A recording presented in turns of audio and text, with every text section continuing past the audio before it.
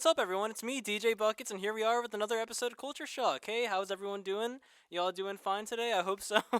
I'm gonna go ahead and just start us off immediately with a song. This is gonna be one that I've played before. Amu by Igloo Ghost. A song that one of my favorite Igloo Ghost pieces, and hope you guys enjoy it. I'm gonna just go ahead and start the show with this, and I'll see you guys in a few minutes. Hey everyone. So yeah, like I said earlier, welcome to another episode of Culture Shock with me, DJ Buckets. Hope you all are having an amazing week, having a good time, like having fun, doing whatever you need to be doing. Hope everything is well. Just general good wishes all around, anyways, yeah, so hey, man, I wish I had some kind of usually I try coming in here with some kind of idea of what I'm talking about. Right now I kind of I'm kind of just drawing a blank right now, but I do know I want to get back to that tabletop RPG discussion that I've been talking about, because I am realizing I have been putting together a little Monster of the Week campaign, and I just want to let you guys know that, and maybe uh something that I might do is just if I do end up posting this little campaign, and then I end up what's it called, just doing more of this, I might just start just talking about tabletop RPG stuff on here. Just my experience, because I would like to DM, I would like to be the person creating the story for a thing. I've already got kind of an idea, and I'm sure no one that's playing in this session is going to be listening to this show now. So the whole idea I have now is just because I don't know if I've talked about Monster of the Week actually. I think I have. Just okay, a refresher for anyone who hasn't heard of Monster of the Week. Monster of the Week is supposed to be this it's a board game version of shows X-Files, Supernatural, Buffy the Vampire Slayer. All these little episodic mystery slash supernatural slash alien shows. It's just supposed to be a mix of all of that. So it's you start off the dungeon master, they call it the keeper, is supposed to be hosting a bunch of episodes. And so it's just each episode there's a new monster. It's this episode there's a mystery. All these people have gone missing and no one can find out why. Can you have to go figure out what it is. Or there's some weird things happening in this house in the next episode. You got to figure out why. And then you could have large overarching plots or stories or seasons even. It's supposed to be like you're playing a TV show, and I think that's super fascinating. Because it's fun. One of the main things, one of the main selling points of Monster of the Week is that it's very improv based. There's not too many solid concrete mechanics, as much as there is if it makes sense for a character to do this, and it's in line with what the universe has established, go ahead and do it.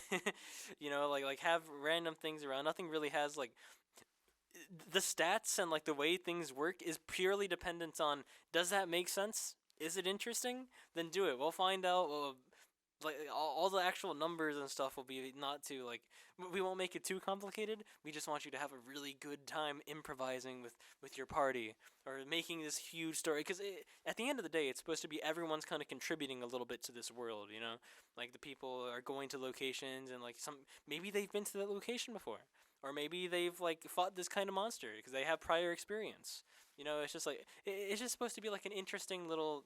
It's like a TV show, and I think that's fun. The idea that I have for the one that I'm trying to run is more I was kind of thinking Night in the Museum. That's an interesting movie. So I kind of because I know I was just looking through art, and I found an art of a skeleton from a video game that I play a lot. It's called the Skeletal Juggernaut. It's just supposed to be this huge mass of just flesh and bone. It's a zombie game, so it's supposed to be a zombie that has bones growing around it. But I kind of figured wouldn't that be cool if this was just a skeleton? It was some kind of archaeological exhibit or something, and then the skeletons were coming to life or something, and I don't know. I just had this weird. I wanted to do something with skeletons because I thought that would be interesting, and just I don't know. I had that one enemy from that video game in my mind, and I was just I want to make that. I want that to be the big bad guy of the the big bad guy of this session. But yeah, so that's interesting. I'll probably talk about it a little bit. I'll probably talk about it in a little bit more detail in a bit. But right now, I'm gonna go back to playing some music. Here we go. I'm gonna start off with "Chocolate Disco" by Perfume. Hey, what's up, guys? It's me, Buckets. I'm back here. There is a there's a thing that I really wanna talk about, because it's something that I've kind of really taken an interest in recently. that I kind of like. There's this idea that I found. Okay, okay. Let me start from the very, very beginning. So movies are hard to make, right? Or at least I would say about 20, 30 years ago they were hard to make. Because 20, 30 years ago, if you wanted to make a movie, what did you need? You needed, cameras. You needed a decent camera. You needed this editing software. You needed a computer good enough to edit like software to edit video together. It wasn't an easy thing to make a movie in like the 80s and 90s and before that. If you wanted to make a film, you had to actually. It took a lot of like you had to have money. You had to have a lot. Nowadays, with the invents of the internet with. Uh, Video editing software becoming easily accessible nowadays, and everyone having a really decent camera in their pockets at all times that you can probably go film a movie with, like making films and making a film is easier now than it ever was, ever. And I think that something interesting that I saw, like as a side effect of this, that I've really been kind of like taking an interest in recently, is the idea of like fan edits of already existing movies. So, which is just pretty much like taking the Blu-ray of a movie and then like maybe taking out some of the audio channels that are part of it, or just moving around scenes or taking scenes out, and it's just like I've just been like I've been trying to interact with this like side of just the internet more recently, and it's interesting. It's really cool to just see like wow, like this is what's it called, like it's just a fan, some guy who had just nothing to do with the movie, just like, hey, I have an idea for what I want to do with this film, and then you can just do it. You just go ahead and it's like, boom, there we go. I'm making a little edit of the one that I saw recently. There wasn't anything special. This is just like one that I saw that it really kind of like was just fun to like look at. It was an edit of the Truman Show, right? And for anyone who doesn't know, the Truman Show, great movie. I'd be amazed if anyone listening that hasn't seen the Truman Show yet. But basically, it's a man who's like it's one guy who was born in this like TV set, and pretty much his whole life is like people like around him. There's actors, like his parents are actors. All the people in his neighborhood are paid actors that are just there to like his entire life has been televised. Everything that he's done, everything that he's doing, it's just like all of it's on live television. Biggest show ever, the biggest, most biggest production ever. Like watch this whole guy's entire life. He doesn't even know that he's in a TV show, and we're gonna stream it live on television. You're all gonna be able to watch this man grow up. So that's like the whole plot of the movie, right? So there's an edit that I found that tries to make it tries to make the film less of like what it is, and it tries like it removes all the scenes that happen outside of like Truman's like field of view. So if there's any scenes of like characters talking outside in the actual world, it cuts that out completely. The whole point of it is to try to make it like a weird like horror film. Yeah, that's like the intention at least. Like make it like this guy is like just living his life, and then suddenly like things are just happening. It's supposed to be from his perspective, and his perspective is like I don't know what's going on. This is weird. This is crazy, and it's fun. It's interesting. I mean, like that specific one wasn't anything like too crazy. I think they made it in like 7 hours, where they just kind of like took scenes out, added some music to make it more horror esque, but like just the fact that people could just do things like that, it's fun. It's cool. And I know there are some other ones that I've seen. Like I know like with some of the new Star Wars movies, I've seen a lot of people trying to go like like restructure scenes in ways they think fit better, or like just take scenes out. Maybe like I've even seen people put scenes in. Surprisingly, one thing that really impressed me was I saw an edit of one of the new. I forgot which Star Wars movie it was, but the people, there was like a group of people trying to work on it, and they made full like CGI like sets. Trying like in certain scenes where like characters are like driving or not driving, but they're like flying in like a ship. There are scenes where they like either add other ships in, or they completely change the backdrop of the scene into another planet in the Star Wars mythos, and it's like what? That's interesting. That's cool. And obviously like it's a lot of them are not going to be better than the source material, because it's kind of hard for a single person to outmatch, an entire couple $100,000 production. That's just like most likely not going to happen. But it's just cool seeing like someone else's like creative vision. Or maybe sometimes it's not even a creative vision. Sometimes I know there's another one that I saw that you may or may not have heard of. I think the name is Harry Potter with guns. And the whole point of that edit is just it's Harry Potter, but every time that one of the characters is using a wand, they just like replace the wand with just a gun. That's the whole thing. That's the whole joke. It's just the in all of the Harry Potter movies, except they have guns, and it's very dumb. But it's cool. I've always one thing that I've always kind of believed when it comes to like art and like stuff like that is just like I feel like art is something that should be like you shouldn't art should not be locked away from people the way that it currently is. You know, like I'm talking about the whole idea of like copyright and IPs and stuff like that. Where like there's like a character, speak of like a Marvel character or something. If you want to try making a movie based on like Spider-Man, you know, it's kind of hard to do that because you know then someone's gonna get mad at you because hey you don't own Spider-Man, you can't do that, what are you doing, you can't make a movie with Spider-Man and then get money off of it, that's ours, that's our product. Or even like big studios, like I know there was a thing where like there was a fiasco at some point where I think Marvel almost couldn't use Spider-Man anymore because of some dispute with Sony. I don't think that ever actually. I think that got resolved at some point. But the fact that that was even an issue is just like I don't think stuff like that should be like possible. You know. So it's nice like having taking away that kind of like barrier and just being like, you know what, I don't care, I'm just gonna do it. Like with like Star Wars fan films. I know that I saw one. I think it was called Vader or something, and it's just like things like that. It's very hard for things like that to exist because companies are actively trying to like hey that's our IP. You can't do that. You can't make a game and then make money off of it off of our. That's something that I like about what's it called, Sega. Sega is one company that I think is really good with this kind of stuff because you look at someone like Nintendo, right?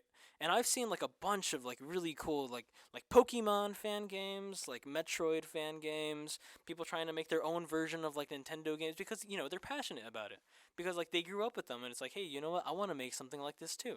I want to contribute to like this universe, you know. And Nintendo's response to all of these things is usually always cease and desist. If you don't take this down, we'll send our lawyers to your house.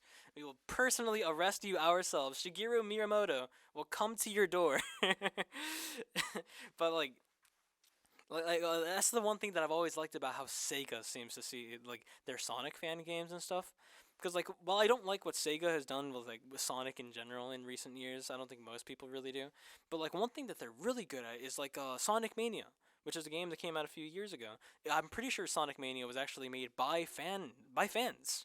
It was like a passion project they were working on. And Sega was like, "Hey, this looks really good. How about instead of making a fan game, you make a Sonic game?" So that's what happened, and then Sega ended up publishing it, and then boom, we have Sonic Mania. People have said that it is one of the best Sonic games to have come out in recent years, and it's just like I really do think art should be a lot more free like that than it currently is. It's uh like you know, if there's a character or if there's something that someone wants to like make art of or make a movie off of, like they should have full like freedom to do that. Like you know, like the only way that like it's like with like products and stuff, you know, like the only way people are gonna make things better is if there's competition. How can I make this better than the other person? What if we were in a like a society where it's like when it comes to media and art and stuff, it's like okay, who's gonna make the better Spider-Man movie, this director or this director? And you know, like because currently the way it is, like only one person has a shot of like working on Spider-Man. But like, what if we had like multiple people? You know, like multiple different like films of like the same IP. Like it would be cool. And like the better one, like people would want to see more of like the one that they prefer. You know, it just be I don't know. It's like a weird.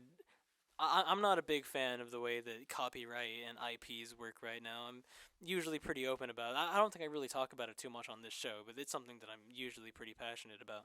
But I'm going on way too much of a rant. I'm gonna go ahead and play another song for you guys.